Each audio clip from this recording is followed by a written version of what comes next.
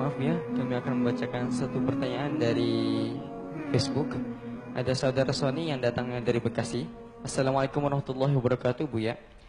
Mohon maaf, kemarin ada kejadian salah seorang dai yang dikenal sebagai tokoh yang mudah membid'ahkan amalan sunnah, amalan ahlus sunnah, akan menggelar pengajian di sebuah majlis. Namun akhirnya dicekal dan dibubarkan secara paksa oleh salah satu ormas besar Islam. Apakah memang dibenarkan tindakan pembubaran secara paksa seperti itu hingga kepada orang yang akidahnya tidak sesuai dengan akidah kita? Mungkin itu saja. Assalamualaikum warahmatullahi wabarakatuh.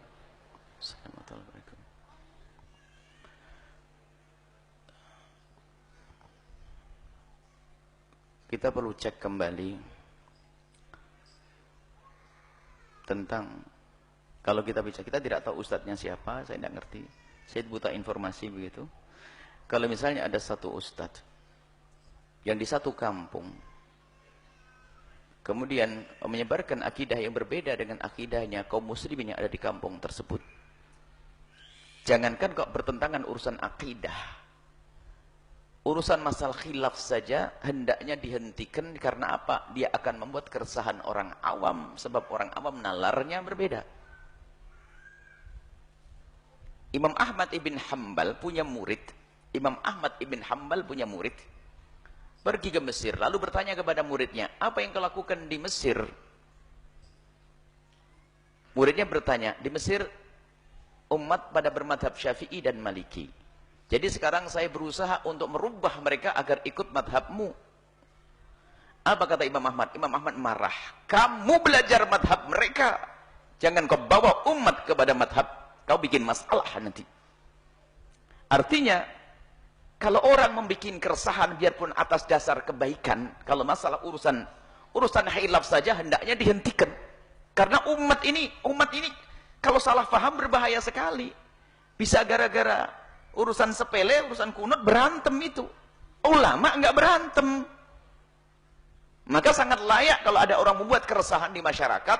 Misalnya musola ini punya kebiasaan, tak taunya ada orang datang menyalahkan kebiasaan tersebut, padahal kebiasaan itu secara syar'i diperkenankan.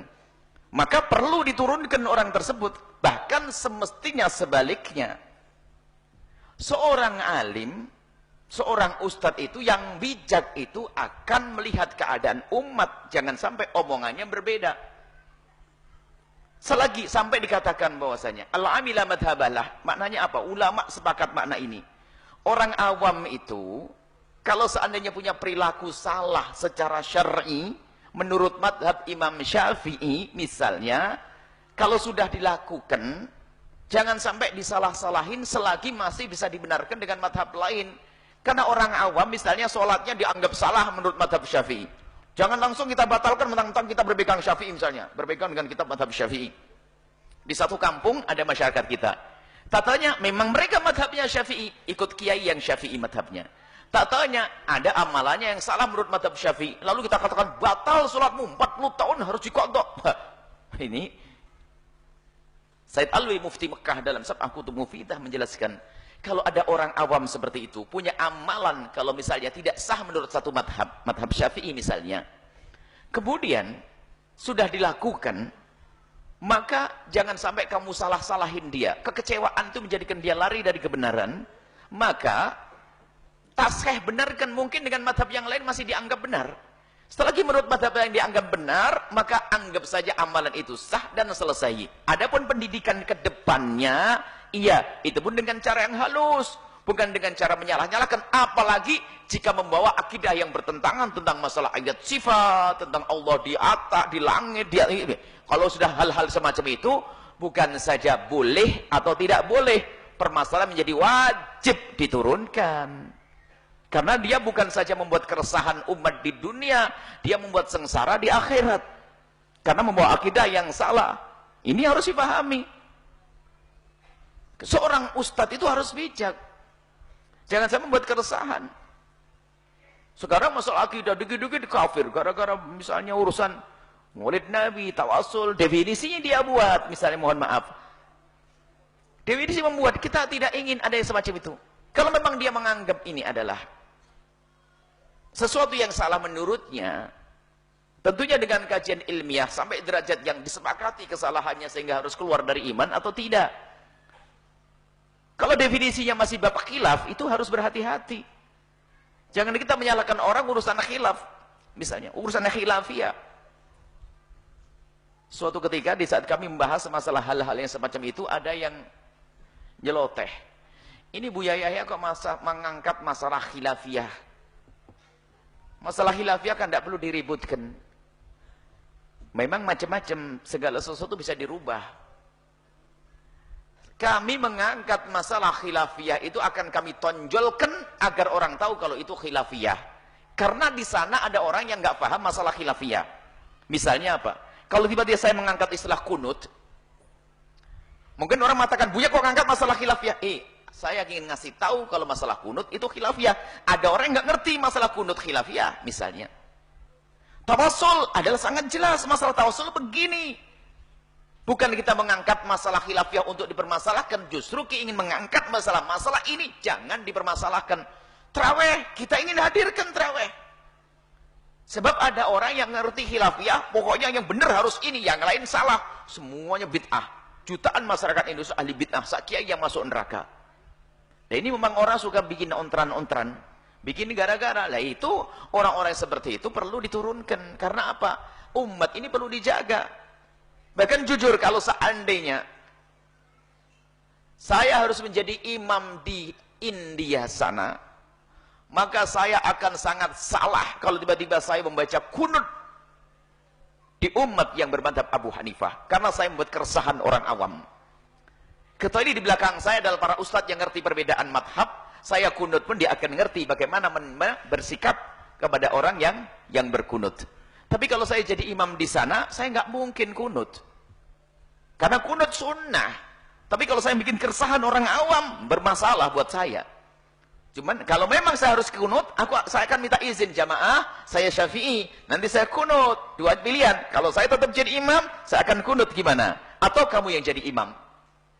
Dan saya harus legowo, karena mereka mazhab Abu Hanifah, biar jadi imam. Saya ngikut di belakang, dia tidak kunut, saya berkunut. Nambah sedikit di saat saya berdiri. Keindahan itu kalau ditangani oleh orang yang punya ilmu akan beres. Tapi menjadi masalah itu, orang yang dikit-dikit mengatakan, sesat, masuk neraka. Habislah umat Nabi Muhammad SAW, semua ahli neraka, bid'ah.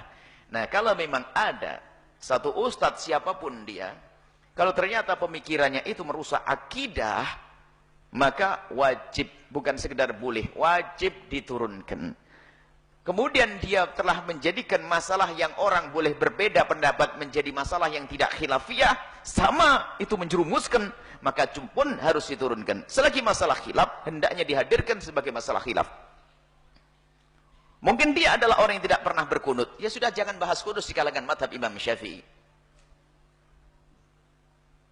Kemudian bahasanya mengatakan apa?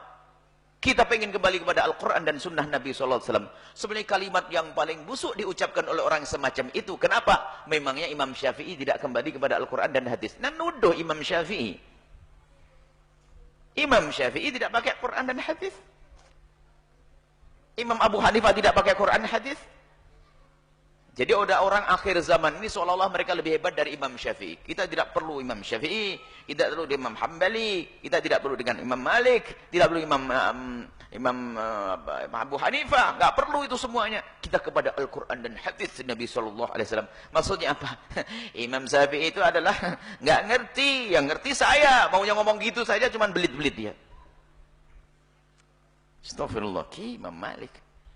Urusan wudhu tidak batal wudhu dan sebagainya. Cuman sekarang ada muncul manusia-manusia yang dengan bahasa, khususnya sekarang begitu gampangnya media informasi ini, lihat dengan bahasa, memang mereka tidak menyebut mazhab Imam, menyebut Abu Hanifah, tapi mencermati sebuah pemikiran, kemudian memastikan ini yang benar, yang lain salah, tidak ada dalilnya, tidak ada hujahnya, itu sesat.